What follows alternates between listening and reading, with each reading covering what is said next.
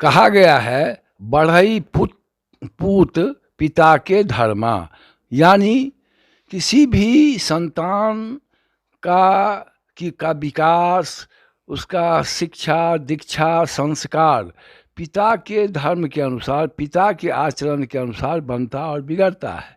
पिता में यदि गुणी पिता है, माता पिता गुणी है, तो उनके बच्चों में भी अच्छा संस्कार पनपता है और उसी के अनुरूप उसकी संतान भी ढलती है। ऐसा ही कुछ चमत्कार हुआ है शिक्षा और समाज सेवा के क्षेत्र में अपनी अलग पहचान बनाने वाली उनकी ज्येष्ठ संतान शिवदास पांडे जी की ज्येष्ठ संतान डॉक्टर वंदना विजय लक्ष्मी के साथ जो हमारे साथ हैं। मैं प्रमोद नारायण मिश्र बिहारी लाल चैनल की ओर से इनका स्वागत करते हैं। वंदना जी, सबसे पहले हम यह जानना चाहेंगे कि आपके अंदर जो समाज सेवा, साहित्य और शिक्षण का जो गुण आया, ये कैसे आया?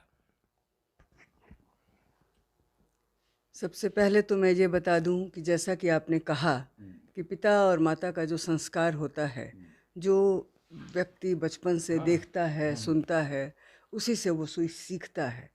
तो हम लोगों ने देखा था अपने पिता को भी, अपने माता को भी, कि किस तरह सामाजिक सरोकार से वो लोग जुड़े हुए थे।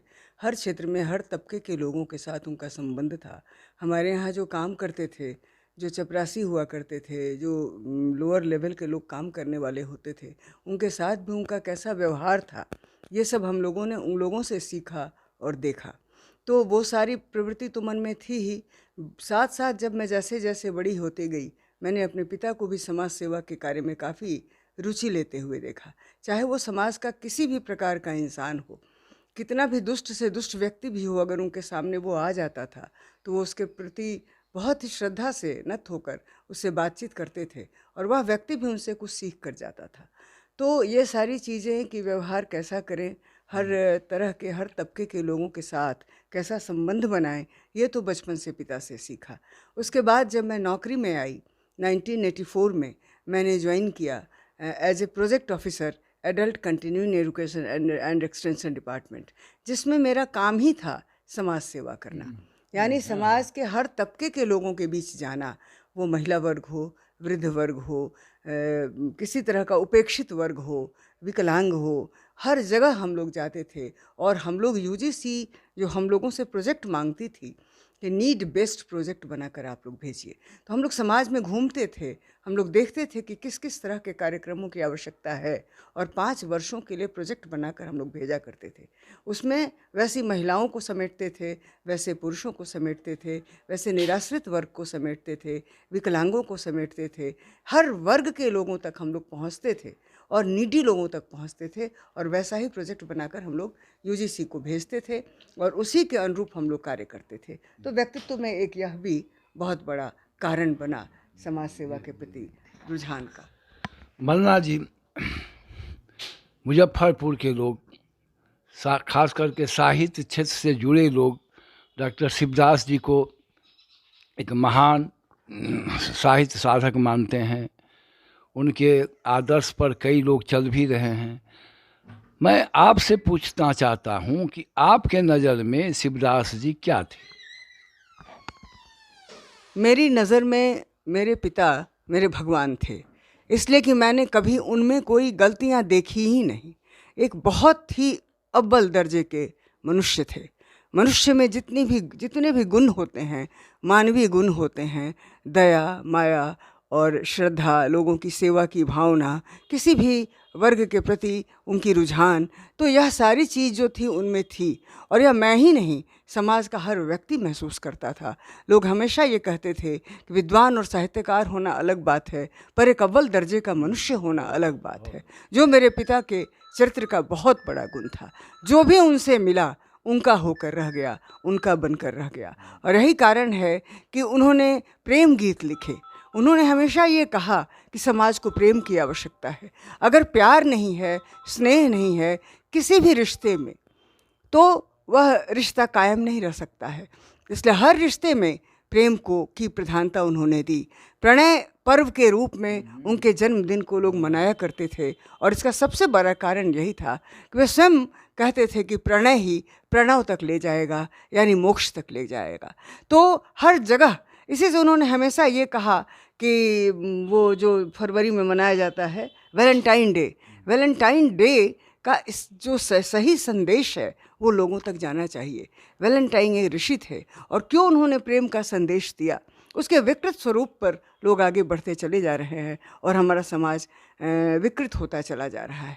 इसी से उन्होंने प्रणय पर्व के रूप में अपने जन्मदिन को मनाना चाहा और 1 सप्ताह तक उनका प्रणय पर्व मनाया जाता था और उन दिनों इन विषयों पर चर्चा होती थी, काव्य गोष्ठियाँ होती थीं, इन विषयों पर चर्चा होती थी कि प्रणय का मतलब क्या है, प्रेम का क्या वास्तविक और विराट स्वरूप है, उसको वो समाज को बताना चाहते थे।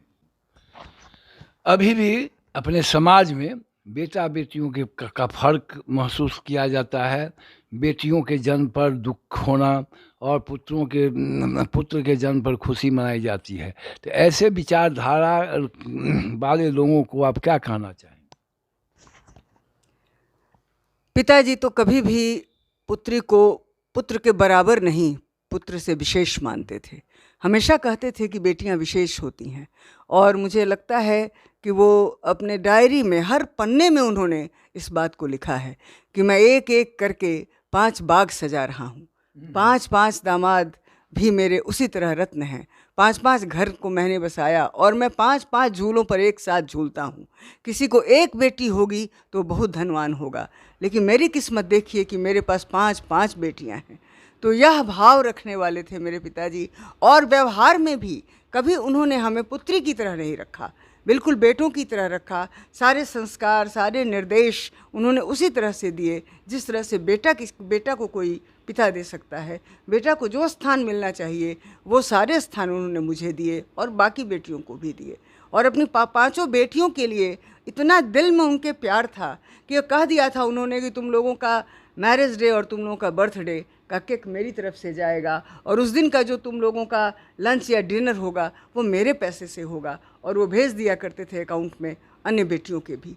तो यह अथाह प्यार उन्होंने अपनी बेटियों को दिया है, अपने दामाद को पुत्र से भी बढ़कर प्यार दिया है। इसलिए हमारे घर में तो कभी पता ही नहीं चला कि पुत्र और पुत्री में क्या भेद है। मुझे एक मैं यहाँ बताना चाहूँगी, मेरी 5वीं बहन रूबी का जब जन्म हुआ था, मैं स्वयं 10th की छात्रा थी, उस समय उसका जन्म हुआ, हमसे 14 साल छोटी है।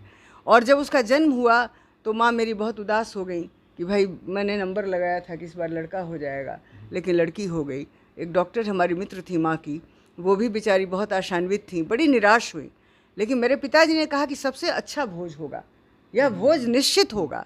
यह जो आत्मा मेरे घर में आई है वो कितनी भाग्यशाली है जो मेरे घर में आई है, मैं कितना भाग्यशाली हूँ कि वह मेरे घर में आई है। इसलिए ऐसा नहीं कहीं कि कम नहीं होगा।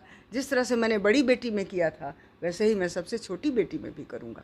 तो बहुत अच्छा भोज का आयोजन हुआ था, आज भी याद है। हम लोग थर्मल प्लांट में थे, बहुत लोगों ने सराहा कि पांडे जी ने अपने 5वीं बेटी का इतना अच्छा ये किया। तो कहने का मतलब कि बेटियों के लिए उनके दिल में सचमुच बहुत ऊंचा स्थान था। लोगों को दिखाने के लिए नहीं, कभी दिखावे में वे नहीं बोलते थे, वे अंतरतम से बोलते थे।